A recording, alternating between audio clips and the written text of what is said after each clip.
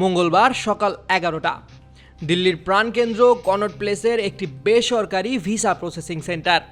পর্তুগালের ভিসার আশায় অপেক্ষারত হবিগঞ্জের বৈষম্য বিরোধী ছাত্রনেতা মাহাদি হাসান, পাশে বসা তারই এক নারী আত্মীয়া। সব কিছু স্বাভাবিকই মনে হচ্ছিল, কিন্তু 130 কোটি মানুষের ভিন দেশে তাকে কেউ চিনবে না। মাহাদির এই আত্মবিশ্বাস ভেঙে চুরমার হয়ে যায় মুহূর্তের মধ্যেই। একটি গোপন ভিডিও আর অচেনা এক জোড়া চোখের তীক্ষ্ণ দৃষ্টিতে তার ইউরোপ যাত্রার স্বপ্ন পরিণত হয় দিল্লির দুঃস্বপ্নে। ভিসা সেন্টারে অন্য কোনো দেশের ভিসার কাজে আসা অজ্ঞাত এক ব্যক্তি ঠিকই চিনে ফেলেন মাহাদিকে। মাসখানেক আগে শায়েস্তাগঞ্জ থানায় বসে প্রকাশ্যে বানিয়াংচং থানা পুড়িয়ে হিন্দু পুলিশ কর্মকর্তা এসআই সন্তোষ চৌধুরীকে হত্যার দাম্ভিক স্বীকারোক্তি দেওয়া এই ব্যক্তিকে চিনতে ভুল হয়নি তার।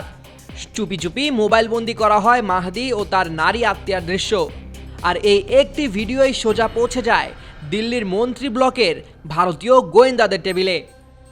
ভিডিও ছড়ানোর কিছুক্ষণের মধ্যেই শুরু হয় আসল স্নায়ুযুদ্ধ। মাহাদির ফোনে একের পর এক আসতে থাকে ভারত ও বাংলাদেশের অজানা নম্বর থেকে ফোন কল।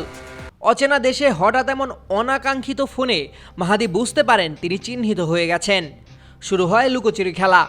কনট প্লেস থেকে পুরনো দিল্লির জামা মসজিদ হয়ে পাহাড়গঞ্জের হোটেল, কোথাও নিরাপদ আশ্রয় মেলেনি তার।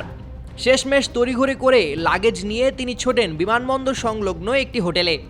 কিন্তু তিনি টেরও পাননি ভারতীয় গোয়েন্দাদের অদৃশ্য চোখ ততক্ষণে ছায়ার মতো তাকে আষ্টে পৃষ্ঠে ঘিরে ফেলেছে।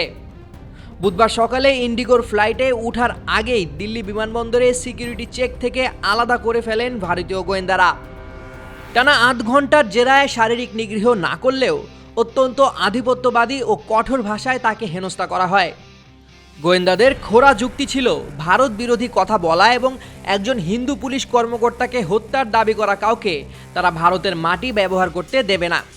অথচ 5 আগস্টের পর গণহত্যাকারী আওয়ামী লীগের শত শত দুর্নীতিবাজ নেতাকর্মী ও খুনিরা যখন নির্বিঘ্নে ভারতে পালানোর সেফ রুট হিসেবে ব্যবহার করেছে, তখন তাদের বেলায় দিল্লির এই নীতিবোধ কোথায় ছিল সেই প্রশ্নই সংশ্লিষ্টদের। বিশ্লেষকদের মতে মাহাদির প্রতি ভারতের এই নজিরবিহীন ও বৈষম্যমূলক আচরণের মূল কারণ তার কথিত কোনো অপরাধ নয়, বরং তিনি ছিলেন সেই হাজারো ছাত্র জনতার একজন যাদের রক্তক্ষয়ী আন্দোলনের কারণে ভারতের সবচেয়ে কাছের বন্ধু শেখ হাসিনার স্বৈরাচারের পতন ঘটেছে। মূলত সেই পুঞ্জীভূত ক্ষোভেরই নগ্ন বহিঃপ্রকাশ ঘটিয়ে তড়িঘড়ি করে বাতিল করা হয় তার ভিসা।